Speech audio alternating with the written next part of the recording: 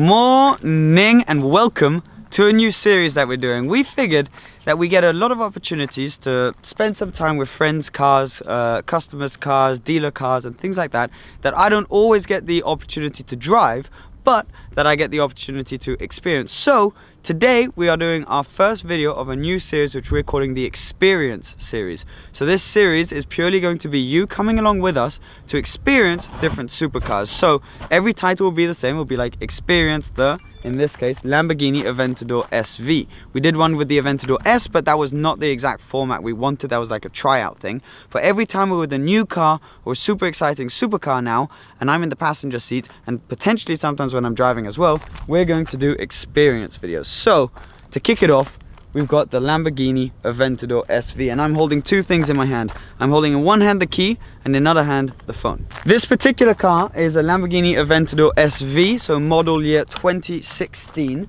and is in a beautiful color. Now we're going to walk you through the prices of the options and show you all the details about this car bit by bit. So I have the option list right here. This car is in Rosso Bia, which is the launch color actually for the SV, and that color, the paint alone, is 12,000 euros. Inside it's got the Nero Cosmos with Rosso Alala interior, which is a 2,400 euro option.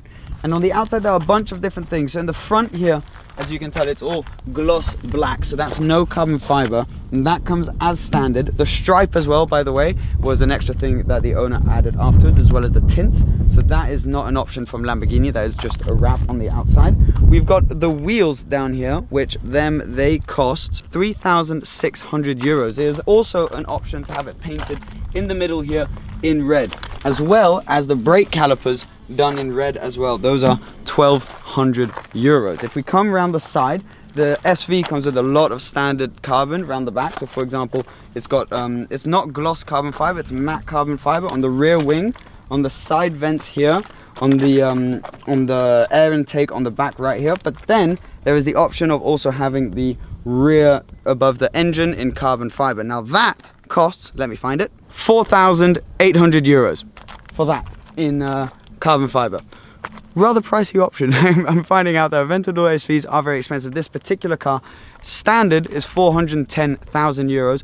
All options, like this one has, is about 450,000 euros. However, they've held their value nicely, and you would struggle to find one of these now for under 500,000 euros with low kilometers. If we come around the back of this car, now the SV obviously has a fixed rear wing, which is different to the normal Aventador, which has this cool design with the front sort of holding bits there, which is different to most wings, which have them coming from underneath completely. It's got a whole new rear diffuser with carbon fiber down here, and then a completely different design for the exhaust. So if you know the original Aventador exhaust, it's one exhaust there with the four little ones poking out. This is just all four coming out straight, not hidden or anything.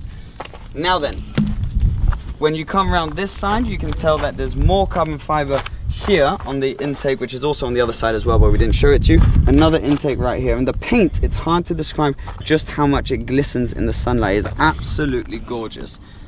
And yeah, that is mainly the outside of this car. Now what I'm going to do is I'm going to pop the hood. This is the key right here. This is where I'll show you how to open the engine bay. So it's behind the seat. You have here for the front bonnet right there, which we'll show you in a second, but behind the seats right here you have a little latch which you pull and it pops the engine bay. Now if we open that, it is a flurry of carbon fiber in this car. So it's got the engine, what they call is the engine, let me find it for you, engine area in carbon fiber, which is 5,640 euros. This gets you all of the carbon you see here, so the cross, the sort of reinforcement braces in carbon fiber, and then it's also got the, now let me try and say this without messing up, magneto rear logical suspension with rear springs in red. So these springs right here painted in red, that is 1,200 euros as well. So that completes the whole interior. You can put your oil up in there and then you can basically see what's going on, and it is a massive V12 engine that's naturally aspirated, so it makes an absolutely stunning noise.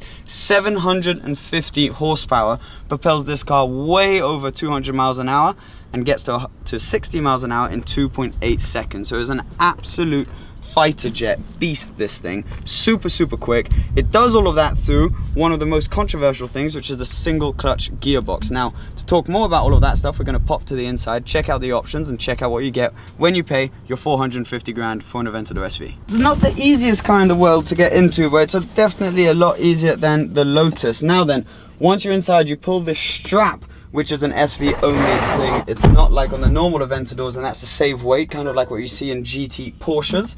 It's got a full carbon fiber door panel. That is actually standard for the SVs. Now this particular car has the Sensonum sound system. You get the choice of two different sound systems, the standard Lamborghini one and the Sensonum one. And now this one is about 3,000 euros, and apparently it doesn't actually make a massive difference because the sound deadening in this car is so stripped out that you get a lot of rattling from the sound system. So potentially not necessarily worth it. You pay another couple thousand euros for a multi-function steering wheel, this one finished in Alcantara.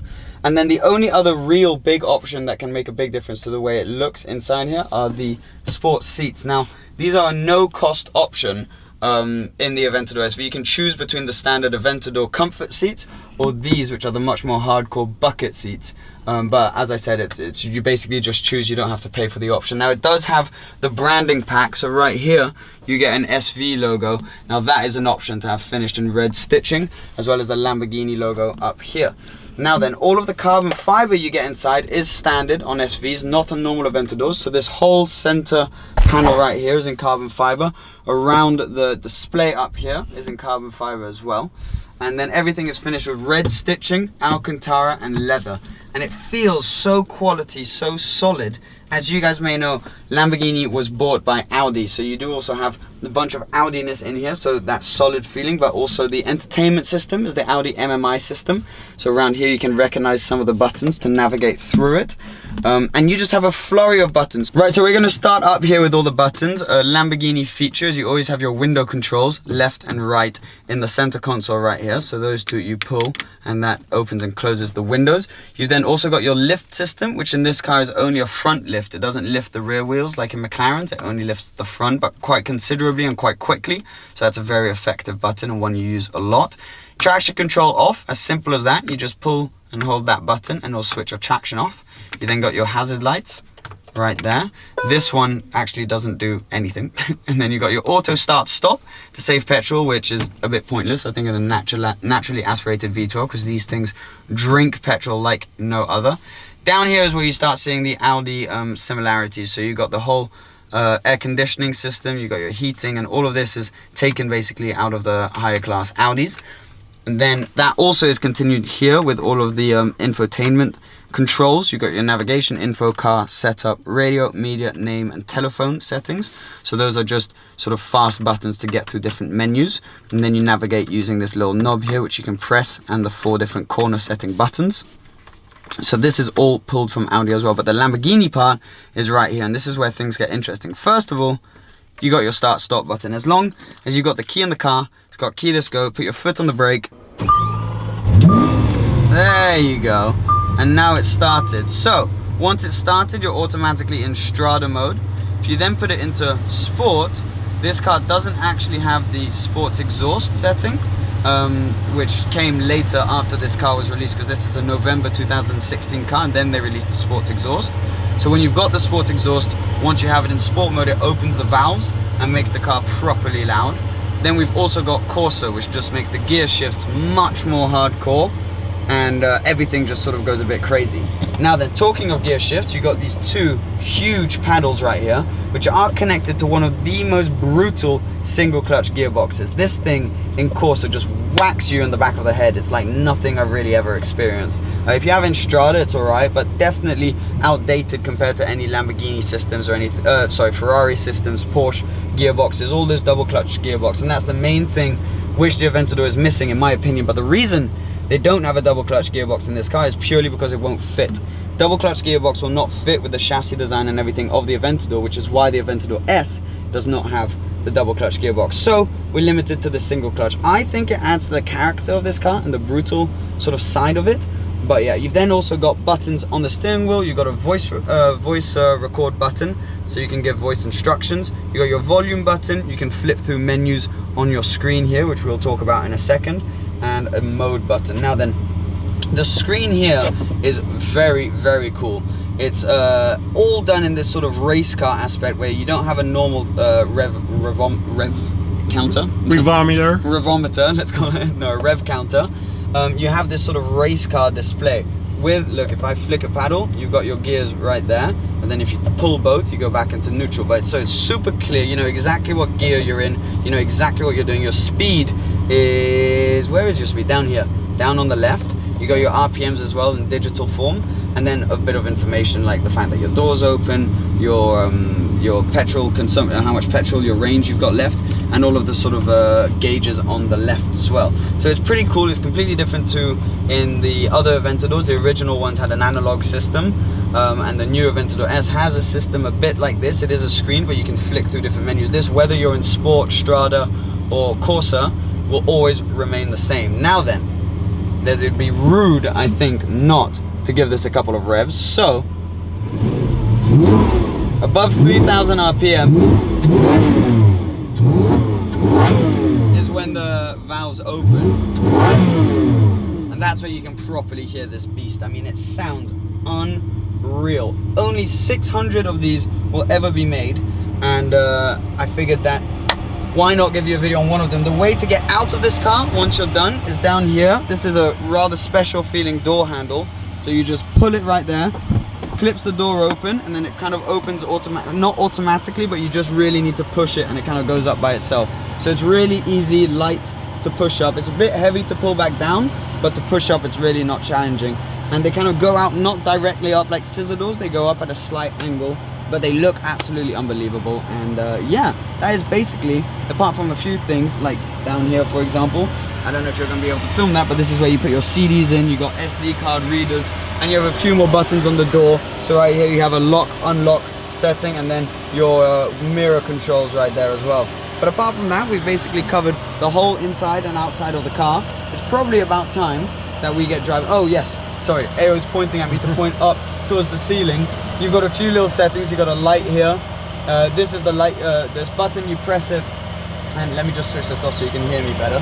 When you press this button, it will mean that the lights will only switch on when the door is open, so you know when you've left the door open by accident or not.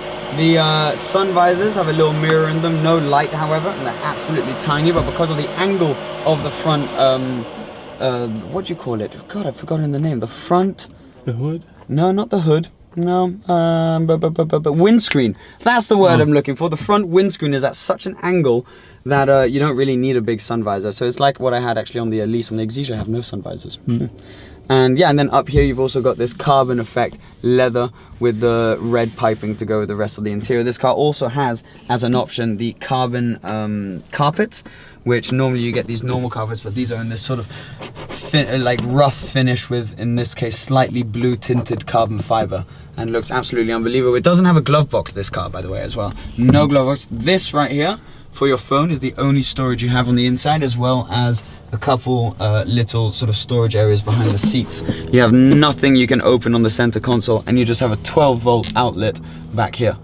But in terms of interior storage, you really don't have much. Anyways, I think it's probably about time we take this thing out and see what it feels like.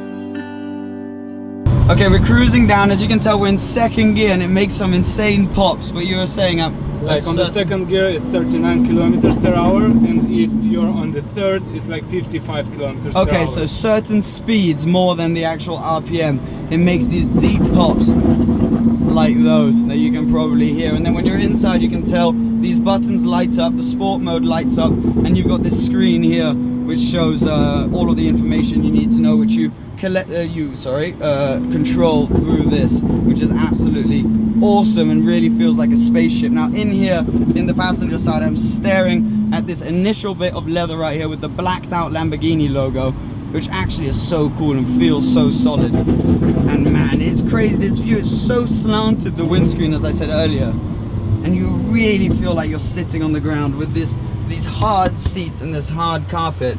You really feel like you're sat in a race car. It's absolutely awesome, and that view out of the side is just well, it's bloody beautiful, isn't it?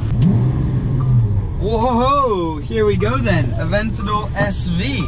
First time driving an SV. I've driven an Aventador before. I'm gonna crack the window. This car is very low at the front, so you do need to put the lift up whenever you go anywhere remotely close to a bump. Well, huge thanks to the owner, Ruslan, whose Instagram is going to be in the description down below, for allowing me the opportunity to drive this car. Now then, the last Aventador I drove was a normal Aventador, and they did change the gearbox setup a tiny bit compared to that car, and genuinely in the first few meters you can feel that it's a lot smoother. Right now we're in Strada mode, so in the smoothest mode, but you can feel that the gearbox is so much less slow, I guess is the word that I'm gonna give, and brutal than in the original Aventador. The suspension is very, very hard. It's fast, that's for sure. By no means is this a daily supercar. This is a hardcore, thoroughbred, track, proper Italian breed supercar, bordering on hypercar in terms of presence and emotion. I'm going to crack the window so you can hear the noise a tiny bit more. I mean, this is just an experience like no other. The Aventador is the epitome of what Lamborghini stands for. Yes, the gearbox could do with some improving. Yes, maybe it's a bit large, it's a bit heavy and things like that, but it goes with the character. I'll be the first to admit that this car could do with a dual clutch gearbox, but also I'll be the first to admit that the single clutch gearbox does complement the character of this car. And with this dashboard, which is giving you all sorts of information on your G's, on your speed, on your gear, it's just, oh, it's absolutely gorgeous. You know what it is? I drove the McLaren 720S and I left it thinking it lacked emotion, and now when I think back to that drive, of course I can remember it, but it doesn't bring a massive smile to my face. This is a drive I'm going to remember for years, and every time I think about it, it's going to bring a smile to my face. And that's why we're petrol heads. That's what it's all about. A car like this is meant to make you feel like this car is making me feel right now. Maybe it's not the most logical car for the money, but oh, it's just beautiful. And the noise, the cracks, oh, it's just every aspect of it. And there is a massive improvement in the gearbox. Yes, you are basically riding on a skateboard. I mean, the suspension is crazy hard. These seats for long journeys would not be very comfortable, but I don't care. I really don't care, because I've got a naturally aspirated V12. I look insane on the road, and it sounds, well, I mean, it would be a shame just describing it to you when I can make you experience it. It sounds absolutely insane. Okay, launch control. Oh, that's the end of the video. Thanks for watching. Please remember to subscribe. I hope you enjoy this new series. Thank you to Ruslan. This has been unbelievable. Please remember to give this video a thumbs up, and I'll see you soon. Cheers. Bye-bye. Quit cap saving, serenading them hoes. There's no Juliet.